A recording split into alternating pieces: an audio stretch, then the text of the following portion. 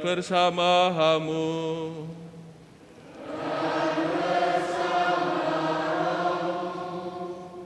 Inilah Injil suci menurut Yohanes.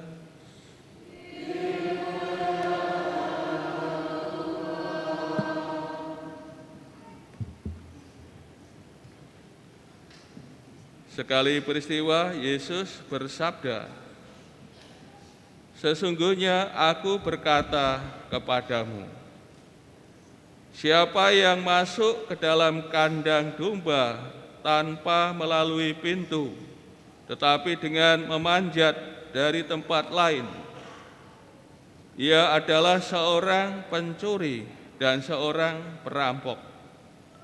Tetapi siapa yang masuk melalui pintu, ia adalah gembala domba. Untuk dia penjaga membuka pintu, dan domba-domba mendengarkan suaranya. Ia memanggil dombanya masing-masing menurut namanya dan menuntunnya keluar. Jika semua domba telah dibawanya keluar, ia berjalan di depan mereka, dan domba-domba itu mengikuti dia, karena mereka mengenal suaranya. Tetapi seorang asing pasti tidak mereka ikuti, malah mereka akan lari dari orang itu, karena suara orang-orang asing tidak mereka kenal." Yesus mengatakan kiasan ini kepada mereka, tetapi mereka tidak mengerti apa maksudnya ia berkata demikian. Karena itu Yesus berkata lagi, "Sesungguhnya aku berkata kepadamu, akulah pintu bagi domba-domba itu. Semua orang yang datang sebelum aku adalah pencuri dan perampok, dan domba-domba itu tidak mendengarkan mereka. Akulah pintu. Siapa saja yang masuk melalui aku, ia akan selamat. Ia akan masuk dan keluar, serta akan menemukan padang rumput. Pencuri datang hanya untuk mencuri, membunuh, membinasakan. Aku datang supaya mereka mempunyai hidup dan mempunyainya dengan berlimpah-limpah."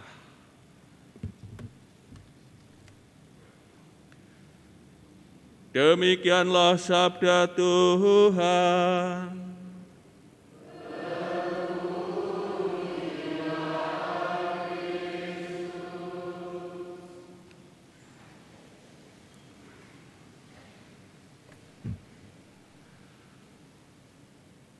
Saudara-saudari yang terkasih, Tuhan Yesus dengan umatnya atau para muridnya mempunyai hubungan yang khusus, akrab, unik, dan spesial. Hal ini digambarkan dalam bacaan Injil hari ini. Hubungan gembala dengan domba-dombanya. Kira-kira sekarang apa ada ya yang bisa melukiskan hubungan yang demikian ya, luar biasa ya, istimewa untuk zaman sekarang ya, kira-kira untuk melukiskan hubungan Tuhan dengan kita umatnya sedemikian sehingga ya sungguh istimewa. Sulit, sepertinya sulit ya. Apa gambarkan HP itu kira-kira bisa enggak ya HP itu ya. Sekarang HP ini kan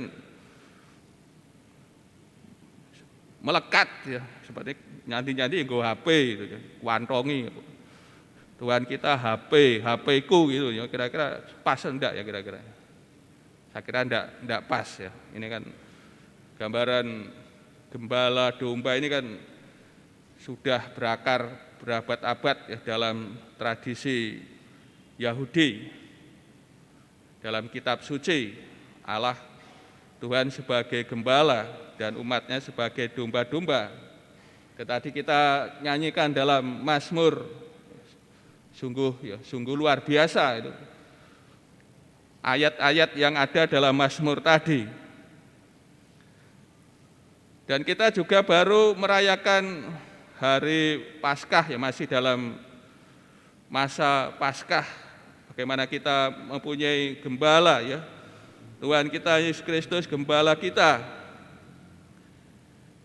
yang berkenan menderita, wafat dan bangkit, semuanya untuk domba-dombanya ya, untuk kita.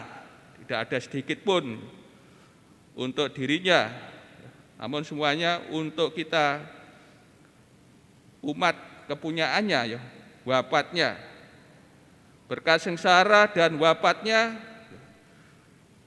karunia-Nya ya, dilimpahkan, dicurahkan kepada kita. Disokne kabeh ini. Karunia Tuhan kita Yesus Kristus, karunia Allah ya, digelontorne kanggo kita semua. Sehingga kita dalam hidup ini tidak akan merasa kekurangan rahmat, kasih karunia. Kita mengalami kasih karunia yang luar biasa. Kita mempunyai Tuhan sampai wafat disalib, cintanya kepada kita manusia, supaya kita manusia tidak binasa dalam hidup kita. Ini sungguh. Maka kalau hari ini dalam minggu panggilan kita diajak untuk merenungkan hubungan gembala dengan domba-domba ya, sungguh luar biasa. Dan kita mempunyai gembala Tuhan kita Yesus Kristus yang luar biasa dalam kasih, dalam pengorbanannya, dan dalam segalanya untuk kita. Saudara-saudara kasih, tadi digambarkan gembala dan domba ya saling mengenal. Bahkan gembala mengenal satu-satu nama domba-dombanya.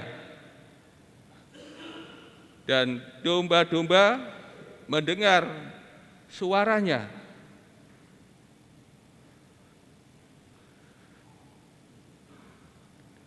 Dan tadi juga digambarkan gembala ya menuntun keluar, membawa domba keluar kandang. Ketika sudah domba-domba berada di luar, gembala berjalan di depan.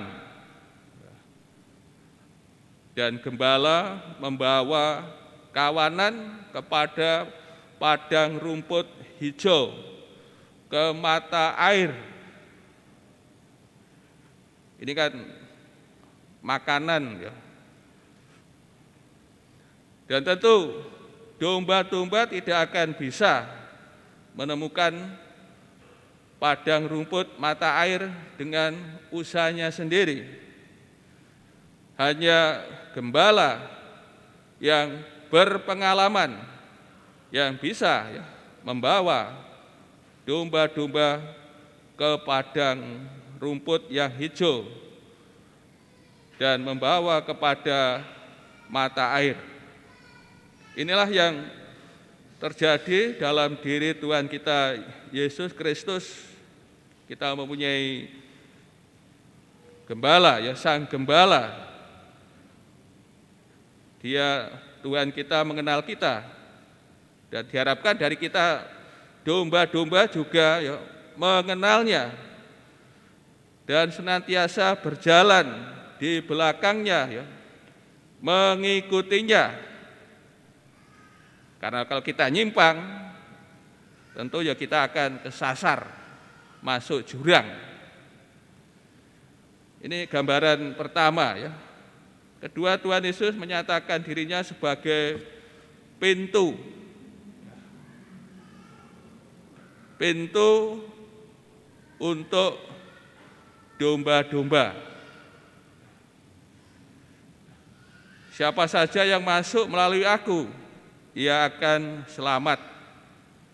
Ia akan masuk dan keluar, serta akan menemukan padang rumput. Pencuri datang hanya untuk mencuri, membunuh, membinasakan. Aku datang supaya mereka mempunyai hidup dan mempunyainya dengan berlimpah-limpah. Ini yang terjadi dengan Tuhan Yesus, kedatangannya di dunia ini, seluruh karyanya di dunia ini, wafat dan kebangkitannya, ya, supaya kita manusia, umat miliknya, ya, mempunyai hidup dalam kelimpahan, ya, kelimpahan rahmat, kelimpahan kasih karunia. Maka Yesus sebagai, ya, pintu yang harus kita lalui, ya, kita lewati, kita harus berjalan di atas Dia, maka kita akan selamat. Yang kedua, sabdanya Tuhan Yesus sebagai pintu kepada domba-domba. Ini kan Tuhan Yesus sebagai akses yang sah kepada domba-domba. Ini ditujukan kepada kami, ya, kepada para saudara yang ikut serta ambil bagian dalam penggembalaan, ya, Tuhan kita Yesus Kristus yang menggembalakan umat. Maka satu-satunya pintu kepada umat, kepada domba-domba, hanya lewat Tuhan Yesus. Maka siapa saja yang ikut serta dalam penggembalaan umat harus melalui, ya, Tuhan Yesus. Ini di sini, ya, yang ikut serta dalam penggembalaan umat milik Tuhan Yesus, ya, pertama, ya, Bapak Uskup, ya, Uskup mempunyai imamat puncak, ya, imamat penuh. Sedangkan kami para imam mengambil bagian dalam imamat uskup. Ya, imam tidak memiliki imamat puncak namun mengambil bagian dalam imamat uskup, dan keberadaan kami para imam itu sebagai pembantu uskup dalam menggembalakan umat, menggembalakan jemaat. Maka tentu kami imam di paroki, ya, melaksanakan visi misi uskup, bukan visi misi imam sendiri. Dan tentu di paroki kami mempunyai ketaatan tegak lurus kepada uskup yang mengutusnya. Ini keberadaan kami sebagai imam, ditugaskan di paroki, ya, untuk membantu uskup dalam menggembalakan umat milik Tuhan Yesus. Lalu bagaimana imam di paroki yang diserai jumlah umat yang banyak? Di paroki Santa Monica Krian ini jumlahnya 2.600. Di Sidoarjo sana, ya, 9.000. Di Maria Tak Bercela Ngagel sana 13.000. Apakah seorang diri bisa, ya, menangani dengan baik, menggembalakan umat Allah yang oleh uskup dipercayakan kepada imam tentu tidak bisa ya menggembalakan dengan baik. Maka imam di paroki juga membutuhkan pembantu, tim, rekan kerja. Namun intinya semua ya pembantu ya, membantu imam dalam menjalankan tugas penggembalaan. Lalu siapa nih pembantu imam di paroki? DPP, Dewan Pastoral Paroki, 4 bidang dengan seksi dan subseksinya. BGKP, ini Badan Gereja Katolik Paroki, yang mengurusi harta benda gereja. Asisten imam, ini bapak-bapak ini juga termasuk pembantunya pastor paroki, harus dimengerti. Dalam misa kudus ini, untuk membagi tubuh Kristus, kalau seorang diri segini banyaknya dibutuhkan berapa waktu. Maka adanya asisten imam juga dalam rangka ya membantu imam dalam penggembalaan. Habis atau masih ada kira-kira ini? Ketua lingkungan, ketua stasi, ketua wilayah, itu juga pembantunya imam dalam penggembalaan umat di paroki. Ketua stasi, ketua lingkungan, ketua wilayah sebagai perpanjangan tangan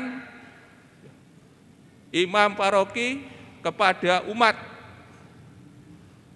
Maka adanya dan fungsinya ketua stasi, ketua wilayah, ketua lingkungan ya dalam rangka membantu imam dalam penggembalaan umat.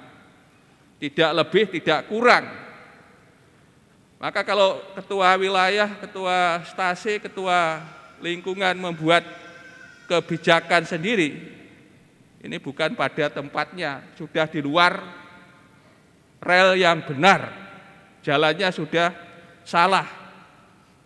Maka ketua stasi, ketua lingkungan, ketua wilayah ya dalam rangka ya membantu imam dalam penggembalaan. Ini semua yang ikut ambil bagian dalam penggembalaan umat. Dan semuanya harus lewat satu pintu, Tuhan Yesus Kristus. Tidak ada yang lain. Kalau tidak melalui Tuhan Yesus disebut apa? Pencuri dan perampok yang kedatangannya untuk membinasakan umat, mencelakakan umat. Maka siapa saja yang ikut ambil bagian dalam penggembalaan umat, maka harus membangun hidup, menjalin hubungan erat dengan Tuhan Yesus. Seluruh hidupnya harus diresapi oleh Tuhan Yesus. Itu yang harus terjadi, yang harus diusahakan ya. Dalam hidup siapa saja yang ikut ambil bagian dalam penggembalaan umat, hidupnya seluruhnya harus diresapi oleh Tuhan Yesus.